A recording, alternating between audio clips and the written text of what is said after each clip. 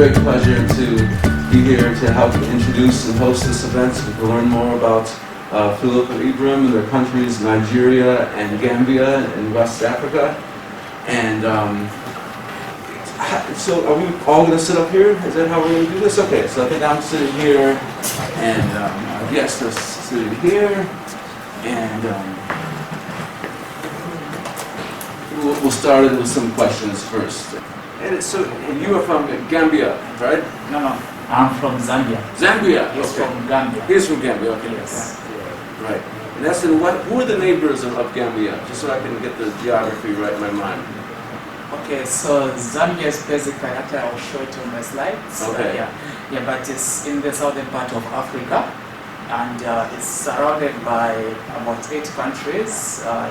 Countries like Tanzania, Kenya, DRC, Zimbabwe, Namibia, Botswana. Right. Yeah, all those countries that surround Zambia. And how are the relations between the neighbors there? Everything pretty friendly and pretty good? Yes, of course, yeah. We are so friendly with our neighbors, and actually it's quite easy to move from Zambia to a neighboring country. It's right. Not really that difficult, yeah. Oh, that's excellent. Well, thank you. All right. And then, and who are your neighboring countries?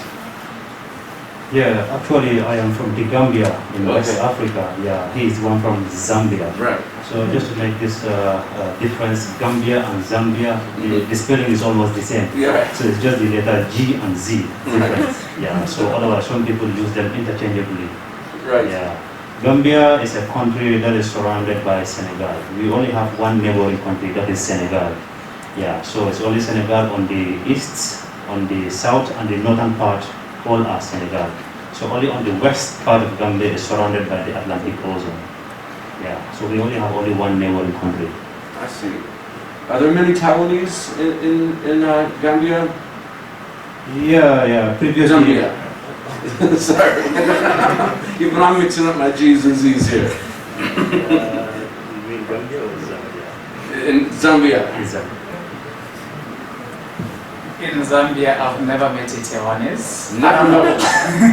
I don't know if that Taiwanese in Zambia, I've never met any, but there are people from Asia, especially from the mainland China. Right. Yeah, a lot of them are there, but Taiwanese, I'm not so sure.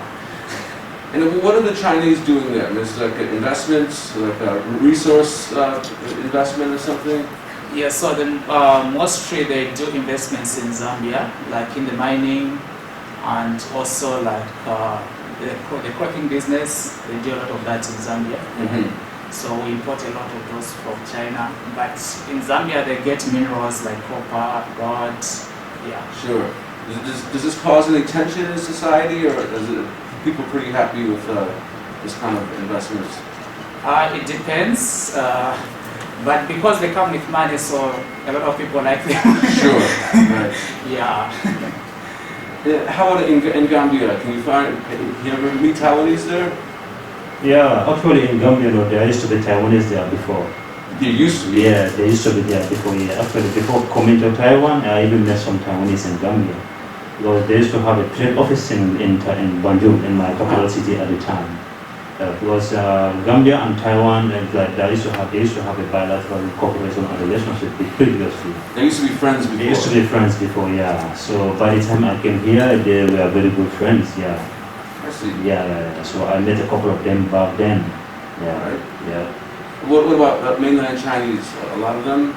Yeah, mainland Chinese also, we also have some of them actually there, yeah. They also come there, they have some connections with the government, they used to come there, they have some missions there, like doing business, some of them are into business, some are also into other economic activities over there.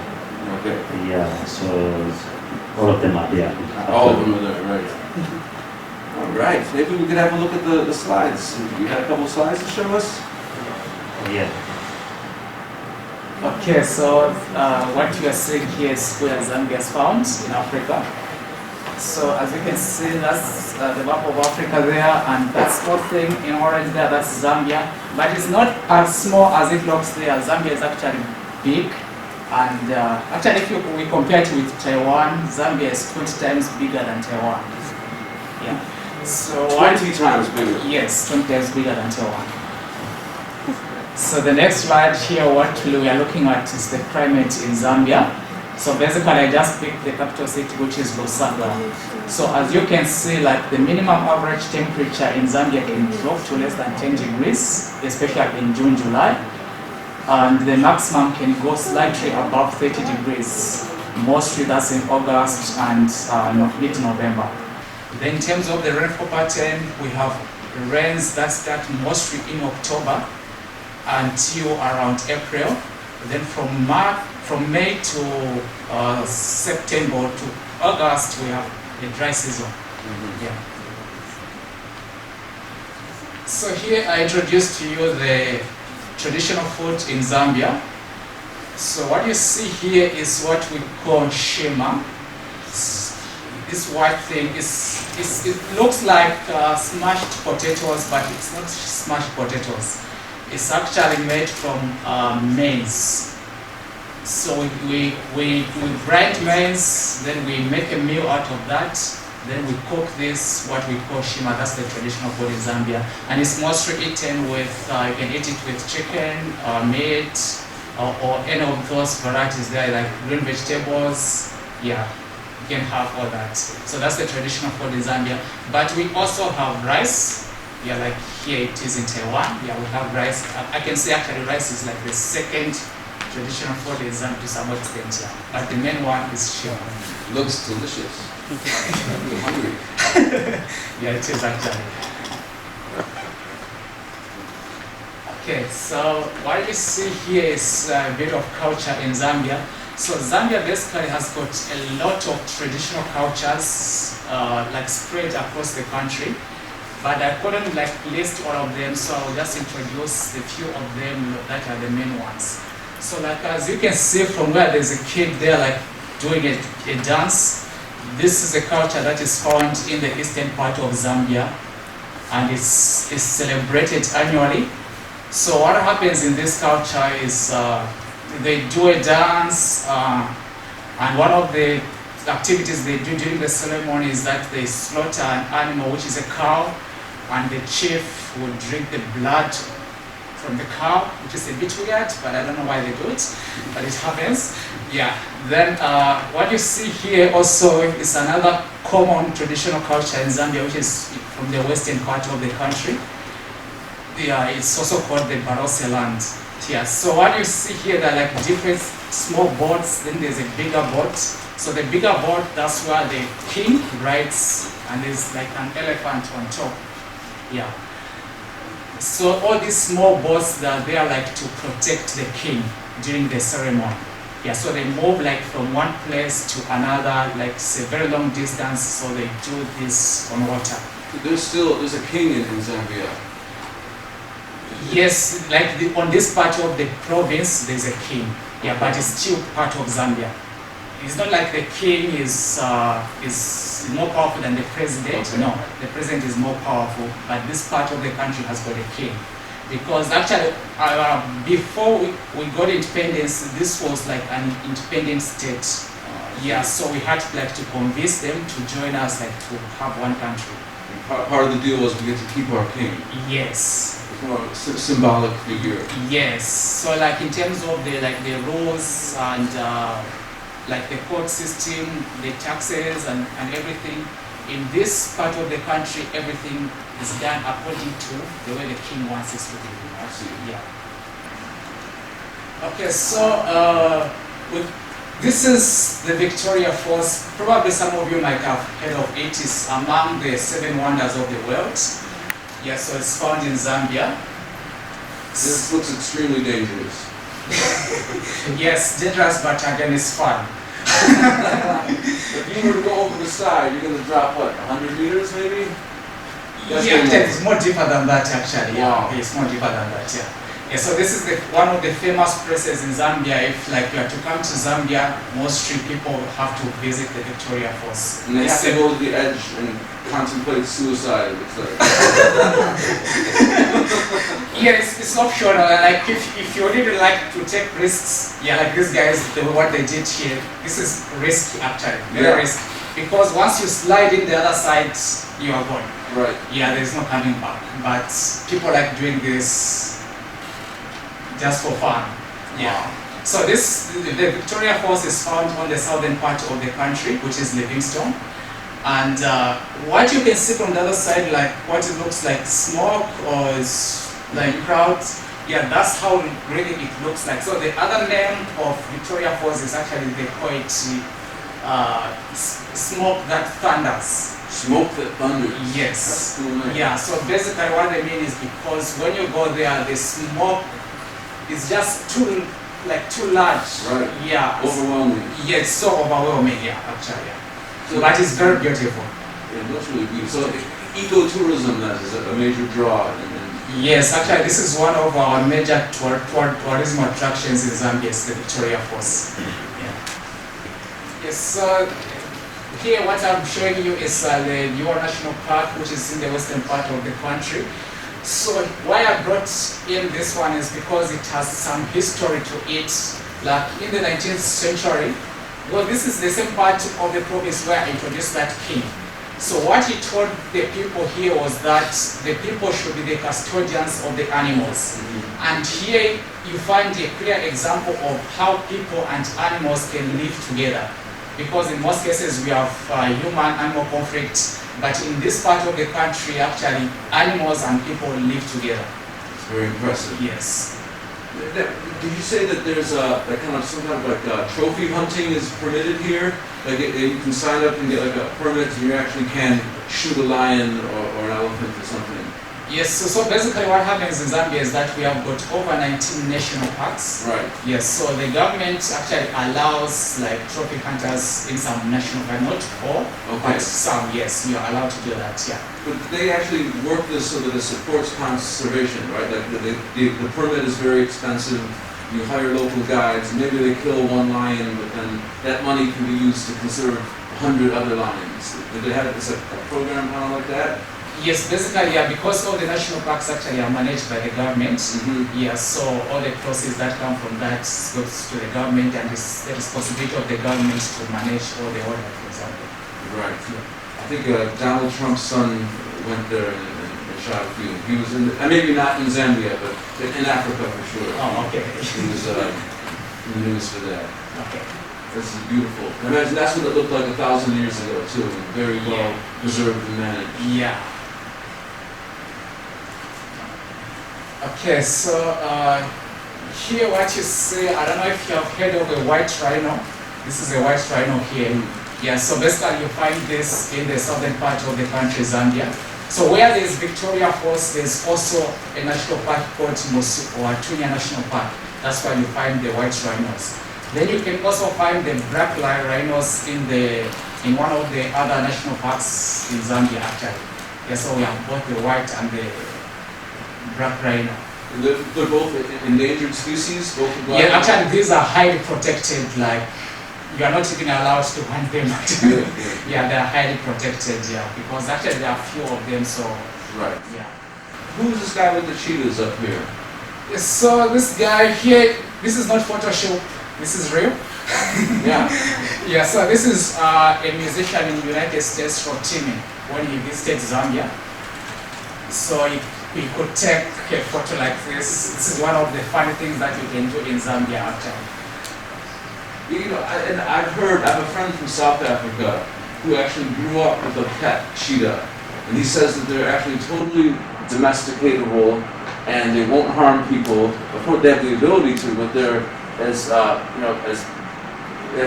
nice as a house cat. You can bring them into your house and they'll leap up onto the couch and rest on your lap. Yes, of course, yeah. So in Zambia they do that also. So like these are actually domesticated, like they're trained, so like they don't harm you actually. Yeah. Even the lions, actually we have lions which are trained where you can touch a lion, you can take a, actually probably I think they have it in the slides.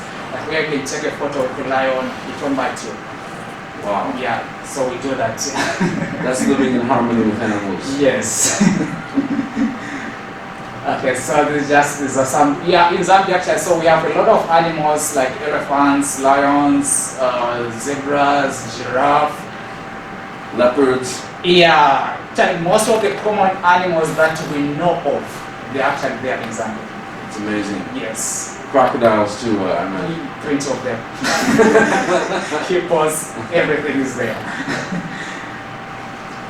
Okay, so some of the activities that you can do when you visit Zambia or Africa in specific, you can do a ride with an elephant, that's Zambia. You can take a selfie with lions, that's okay. And you can take a trip to Samfya Beach, that is the northern part of the country, Zambia. Oh, so this beach is on a lake then? Yes, it's on Lake Tanganyika, which Okay. is on the northern part of the country, yes. And these lions are just So these are domesticated lions, Yeah. so no wonder this person can take a photo like this with the lions. they've got real teeth, I imagine. Yeah. Real claws. And Yeah, even if they're domesticated, but I think you don't just have to mess with them. Yeah. So basically, I think this is an overview of Zambia. And this is like a safari? Is that what's going on right here? Yes, more like a safari. So this is in a national park you can do. Actually, these are also trained elephants. Okay. Yeah, because elephants are also very dangerous. Yeah, Mhm. especially when provoked. Oh, sure. Yeah. So these are trained ones which you can take like a ride with them and like, yeah.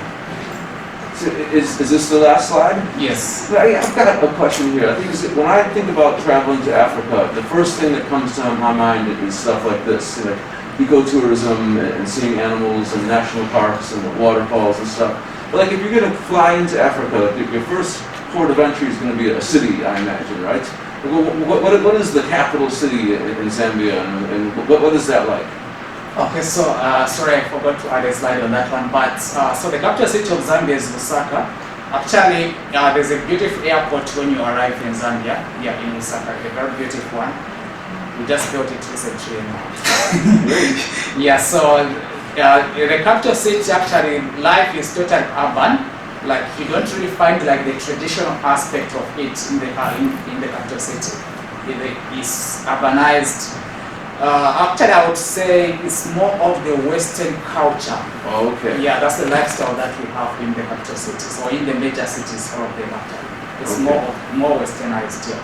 So we have everything like hotels, Restaurants, bars. yeah, in terms of food, you have choices. You can either have the traditional food or you can have the Western food. Everything is there. They have McDonald's and KFC there too? We don't have McDonald's, but we actually have some burgers which taste like McDonald's. We make them ourselves. Oh, great. Yeah. Well, thanks a Okay, lot. thank you. Maybe we could check out the Gambia slides.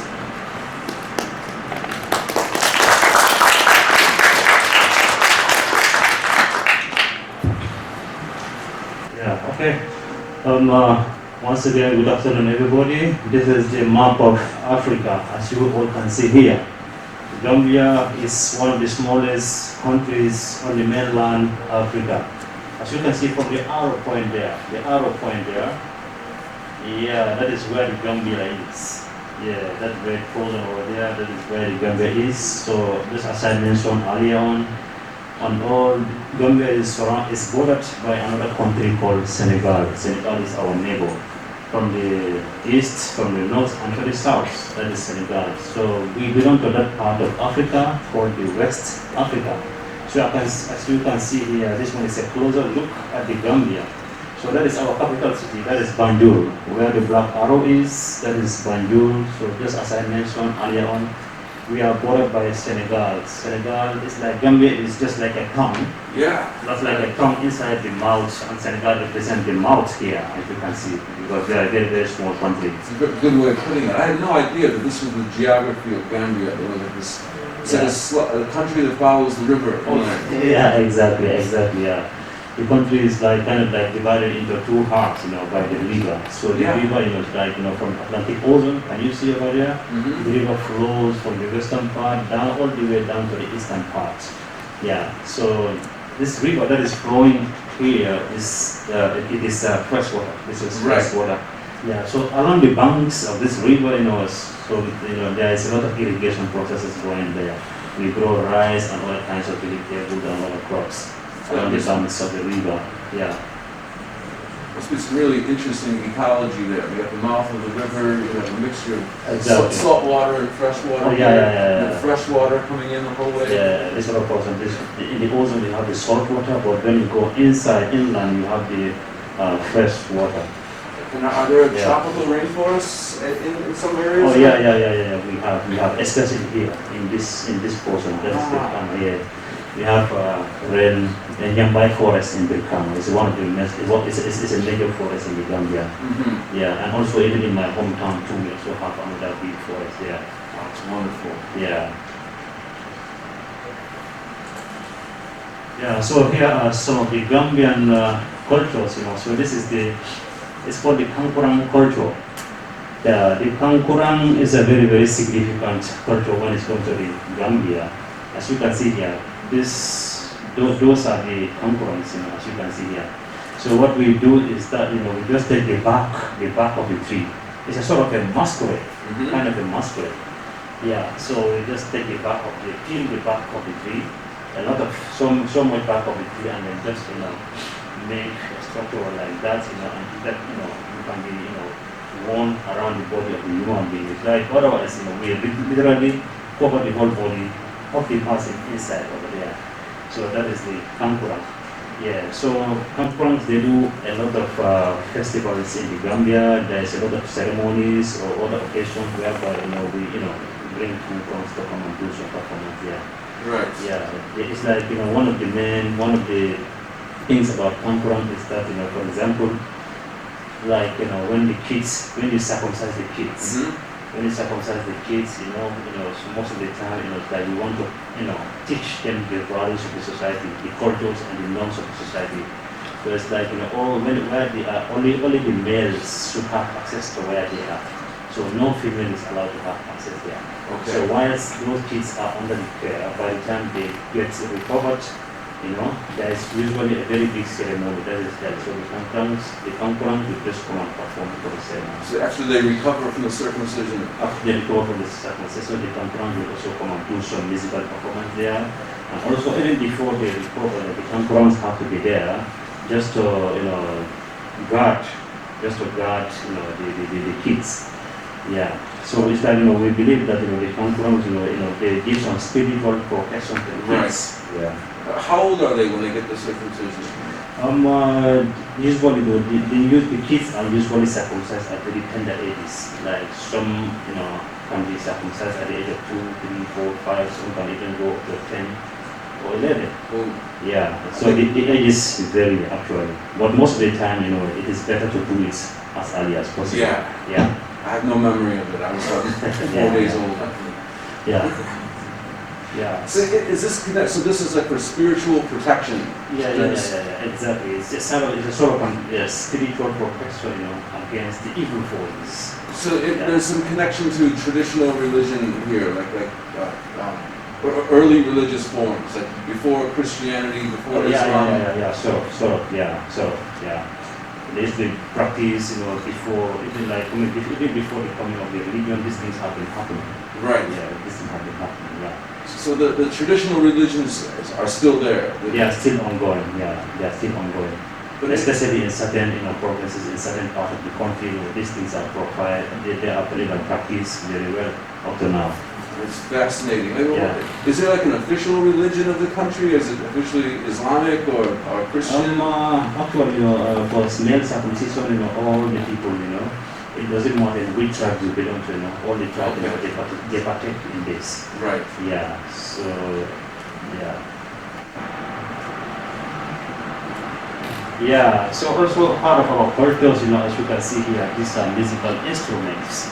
Yeah, so this one is called the kora. The one up there, in the upper left over there, the one is called the kora. This one is a 21-string instrument. It's very famous in my country. And the kind of people that use this instrument are called the griots. The griots, these are the praise singers in my country.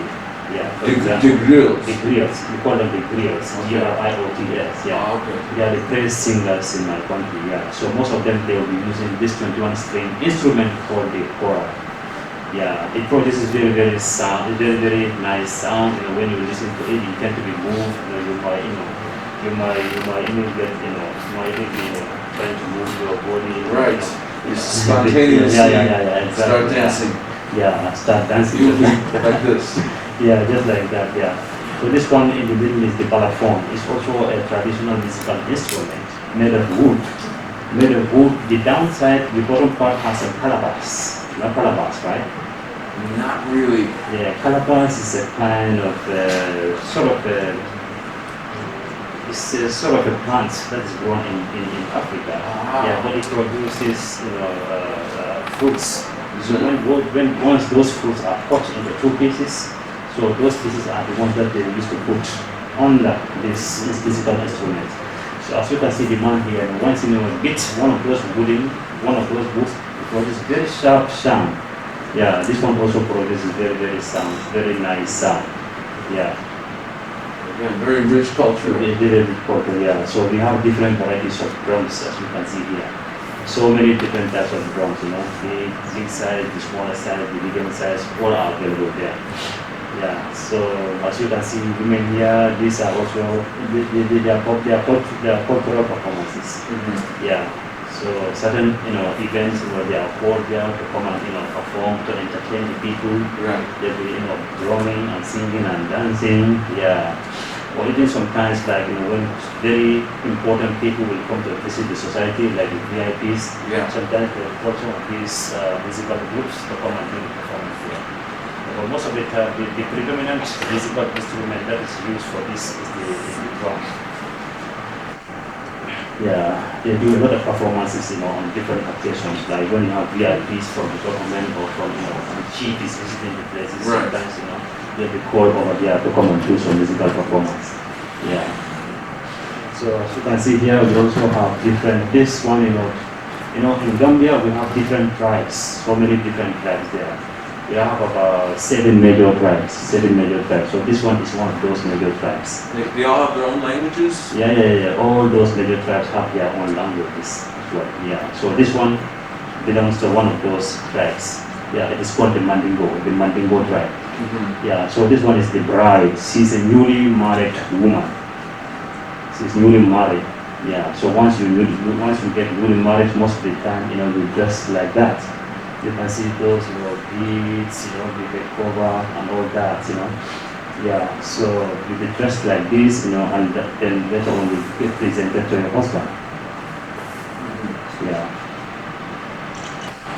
What is the capital city like? Is it a big city? Is it like a million people there, or is it more of compared to Taipei? How big would it be? The capital city, it's not that big. It's not that big actually. Yeah. Compared to Taipei, I think Taipei is bigger. Sure. Yeah, Taipei is bigger and more populated than our capital city. Yeah. I'm just curious, the geography of your country, the way it sticks into Senegal like a tongue, like you said. Yeah. Does that ever create any kind of problems? Like, does Senegal ever try to say, you belong to us, some of this land is ours, or is there any kind of border conflict? There has never been any border conflict between Senegal, as far as I can remember. Yeah, I never chanced upon any news, saying that Gambia and Taiwan they have problems relating to the border issue. Yeah, the issue here is that Senegal is a French colony and the Gambia is a British colony. Oh, okay, French colony. Senegal is a French colony. It's a predominantly speaking French country. Their official language is French, and the Gambia, our official language is English. Yeah, so our colonial masters, they demarcated the lands very clearly, so everybody know where you should stop. I see. Yeah, so based on that, there is usually no issues between us in terms of the borders. Okay, good. So you were taught English is the official language. Yeah, English is our official language, but aside from that, we also have our own local languages. Right. Yeah, we have about up to 7 major local languages. Wow. Yeah, 7 major ones. Yeah, so out of those 7, at least I can be able to speak at least 2. Yeah, my own, and then I can also try another one. Yeah. Wow. So these are distinct languages that are not interchangeable. You either speak it or you don't. Yeah, they are distinct. They are distinct languages. They are all distinct languages. Yeah. But there are 2.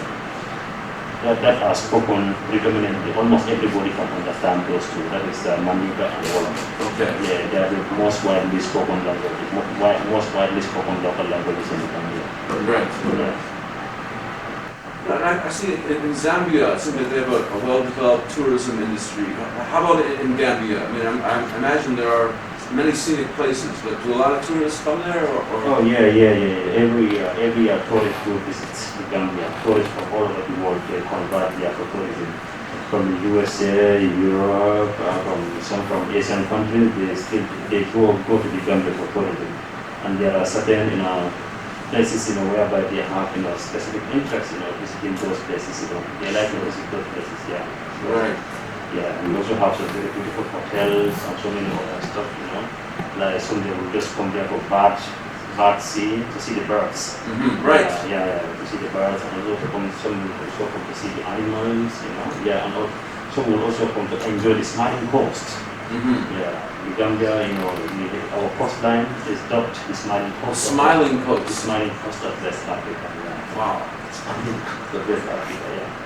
Yeah, because there is this saying that in the Gambia, almost everybody is smiling. Anybody that we meet in the street, they are like, hi, hello, hi, hello. Whenever they see a foreigner, they say, hi, hello. Yeah, very friendly. Everybody is smiling, yes. So that is why we are called the smiling coast of West Africa. Everybody is welcoming, almost everybody. That's wonderful. Yeah. And maybe we could turn to the audience for questions. Does anyone here have any questions for our guests? Anything you'd like to know from them? Have you ever found your hometown food here? Your traditional food or something like that? Or I would like to experience some different kind of food from your country, from Zambia or Gambia. In terms of food, I think the closest that we have here in Taiwan to Zambia is rice. Rice is as close as we get. That's the only closest thing.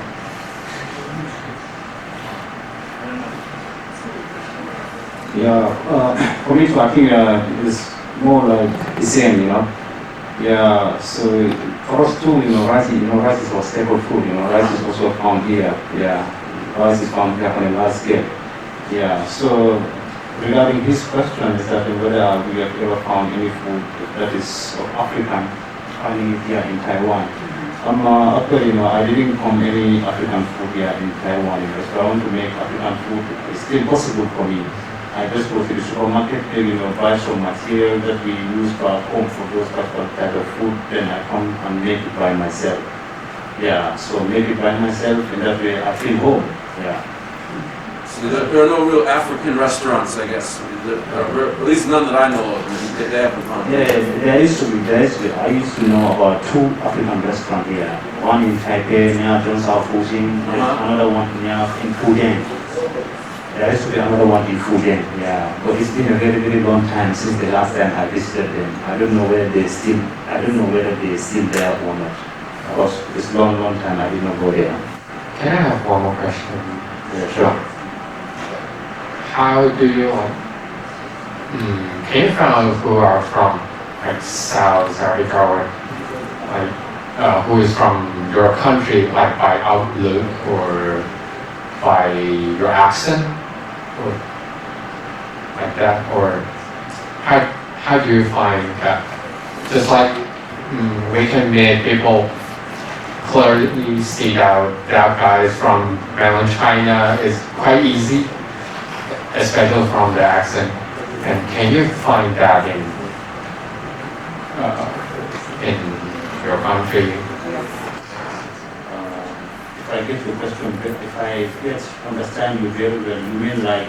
Yeah, when you met each other, can you know who is that guy come from? Yeah, sure.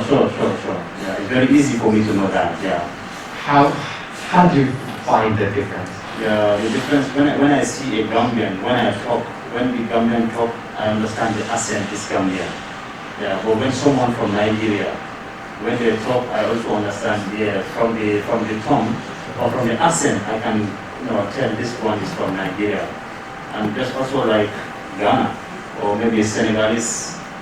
You know, for the Senegalese, when you are from Senegal, when you talk to them, sometimes, you know, they have some sort of French expressions in the language.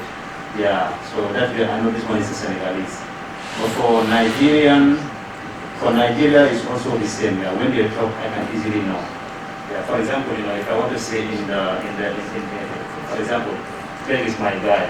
I say, hi, Greg, how are you doing? Long time. Are you okay? I just say, I'm all right. yeah, a Gambian will say, hey, my guy, how are you doing? Yeah. Yeah. But for a Nigerian, they will say like, hey, my guy, how are you? Yeah. How are you? Yeah. Yeah. Through those kind of accents, I can easily tell. Yeah. It's very easy. About the food, I wonder, do your countries produce coffee? I know several African countries produce nice coffee. Does coffee come from your country or no? Maybe they can find African coffee in Taiwan. I believe. Not really, I think, in terms of coffee. I think the countries that produce coffee should be Ethiopia. Yeah. Yeah, Ethiopia produces. Ethiopia, Rwanda. Yes, I think Rwanda also. Tanzania. Yeah, Tanzania and Kenya also. Then I think tea also comes from Malawi. Yeah. Yeah. But for Zambia, if we do produce maybe in smaller quantities, not like for export and that, no. Sure. So you could definitely get excellent African coffee in Taiwan. That's for sure. All right. Anybody else have questions? No, thank you very much for being with us here today. I really enjoyed it personally.